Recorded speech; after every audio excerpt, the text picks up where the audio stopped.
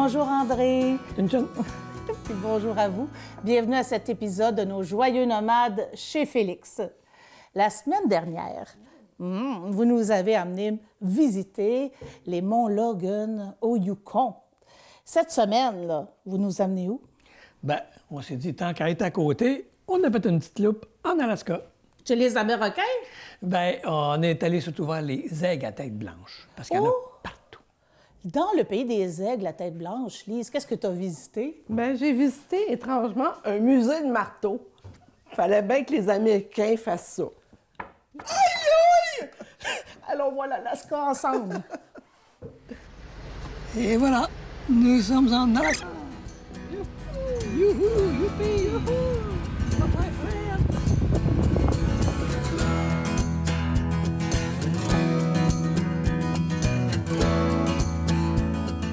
Finalement, le temps gris semble vouloir s'en aller. On a un petit peu de ciel bleu. Et Casper est bien stationné dans un RV Park à l'entrée de la ville de Haines. Nous allons donc aujourd'hui faire du lavage, un peu de ménage. Et si possible, on va aller voir les aigles. Il y a une réserve nationale de faune à l'entrée. On va essayer de se jumeler à un groupe.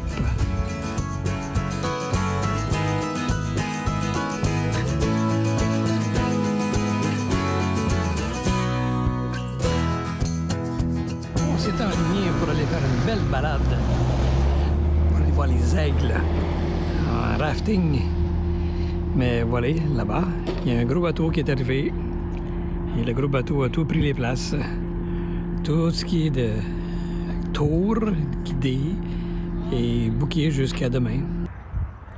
Bon, ben les bateaux croisières nous prennent toutes les places pour nos expéditions, aller voir les Bald Eagle. Alors, on a décidé de venir à la American Bald Eagle Foundation qui, eux autres, répare les oiseaux blessés, les animaux blessés. Alors, on va aller voir ce qu'il y a là-dedans.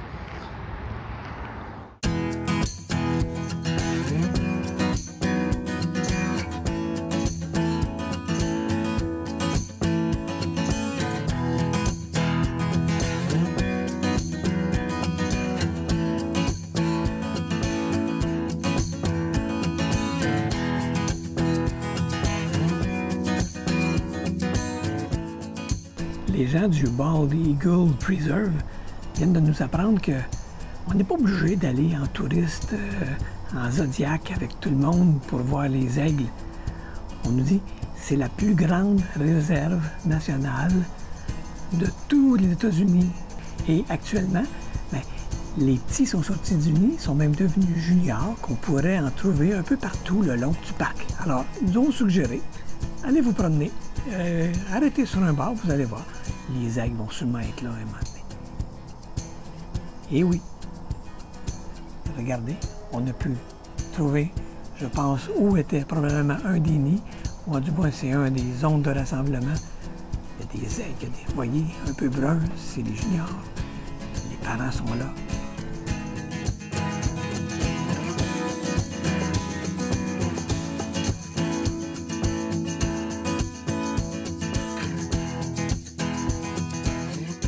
Avoir des ailes, ça ne sert pas juste à voler.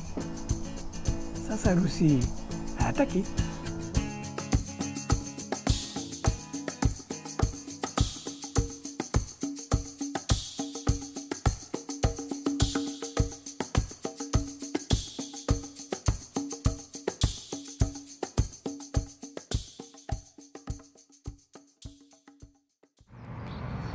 Évidemment, comme toute bonne ville américaine, il y a quelque chose de capoté dans la ville de Haines. Et voilà, le musée du marteau. Le musée préféré probablement de Lise. On va aller voir ce qu'il y a là-dedans.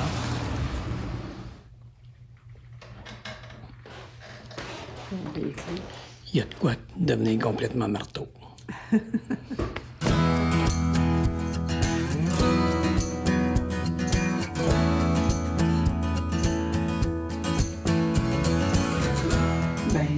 Intelligent parce que souvent, nous autres, on tire le clou, on cloue avec le marteau, puis on fait des beaux bleus. Là. Là, ici, tu as le marteau. Là, il l'explique. Tu insères ton clou. Puis là, ben, avec un élan, tu rentres ton clou dans ton mur. Après ça, tu rentres. Puis il y en a différents. Regarde, t'en as ici, ça. Regarde celui-là. L'autre en haut. Ah, mais ça, on pourrait faire ça, nous autres. Rentrer le clou comme ça. Probablement que le marteau serait capable de le faire. Là, je n'avais jamais pensé à ça.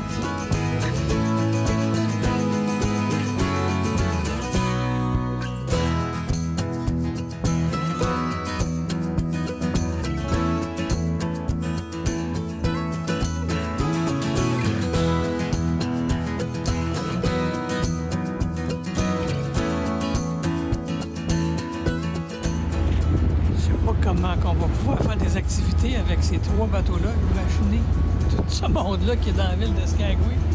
Aïe, aïe, aïe.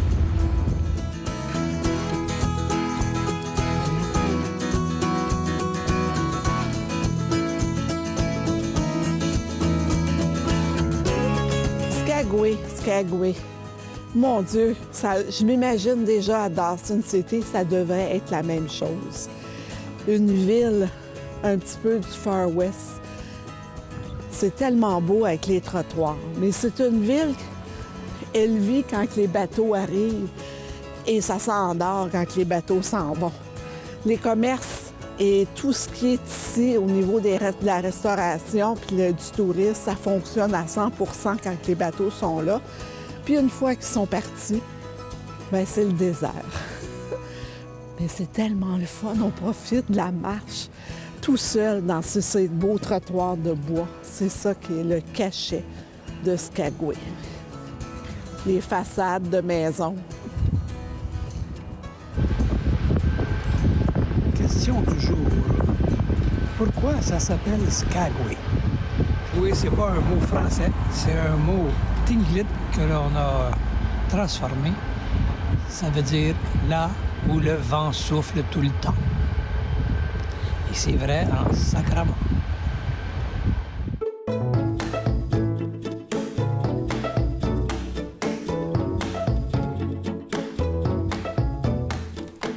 On a beau partir en nomade, des fois, il faut déroger de la spontanéité et prévoir quelques réservations.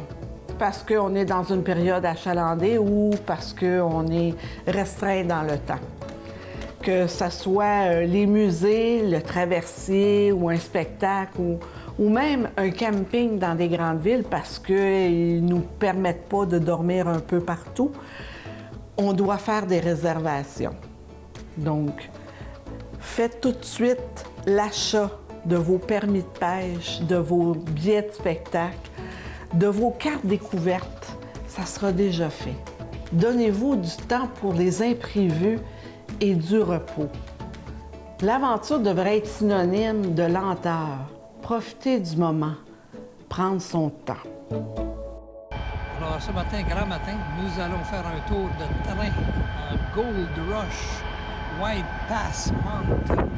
Ça mène jusqu'au sommet le plus haut. Je ne sais pas si vous m'entendez bien parce qu'il est vraiment en tabarouette. Alors on va passer dans des tunnels, on va passer près des lacs et des glaciers. Pour notre dernière journée à Skagway, un incontournable, une sortie en train, le White Pass du Yukon.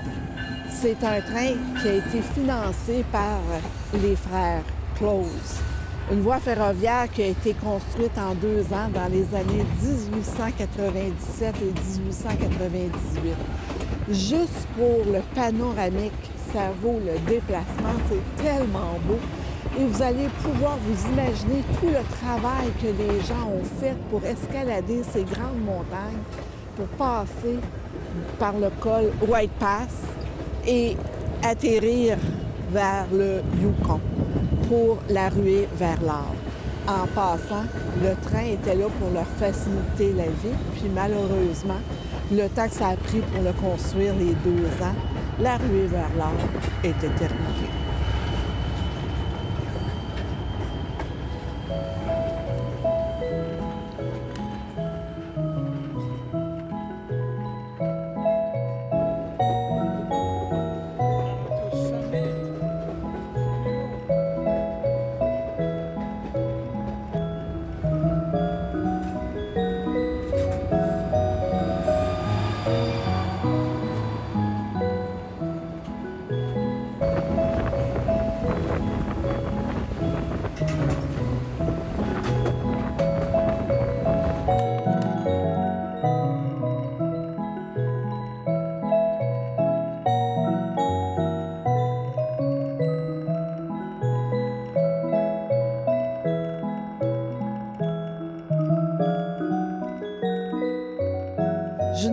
C'est une ville qui est portuaire, accessible seulement par l'eau ou par l'air, donc avion et bateau.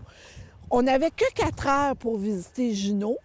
Par contre, on a décidé de s'en aller directement dans le musée pour nous expliquer l'histoire de la ville de Juneau, qui est la capitale de l'Alaska. Et savez-vous ce qu'on a trouvé? On a retrouvé à savoir pourquoi ça s'appelait Juneau. C'est un monsieur Joseph Junot de Repentigny qui travaillait pour une compagnie minière qui est allé prospecter pour de l'or à Juneau. Et les gens de la ville de Juneau ont décidé de donner son nom en son honneur.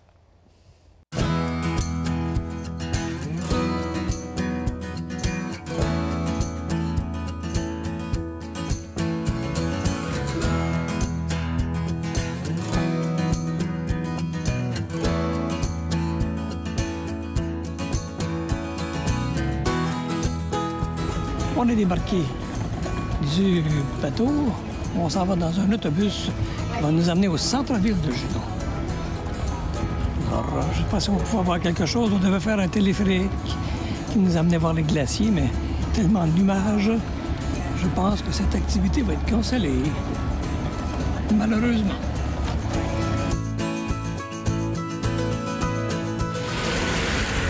Devant l'hôtel de ville de Juneau. Alors, on nous a appris que c'est pas parce qu'on est malchanceux, mais que ici, à partir de la mi-juillet, il mouille presque tout le temps, c'est toujours nuageux. Alors, il y a 285 journées d'averse, que ce soit inclus en neige par année. Il ne reste pas grand temps. Le meilleur temps, c'est au mois de mai et au mois de juin. On le saura pour la prochaine fois.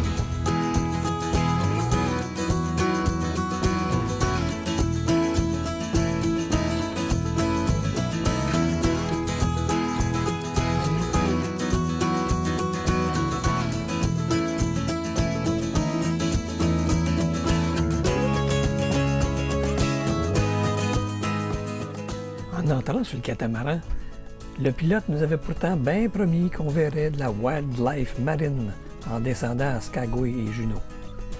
Mais on n'a rien vu d'autre que 2-3 canards en vol puis 2 otaries échouées sur une bouée.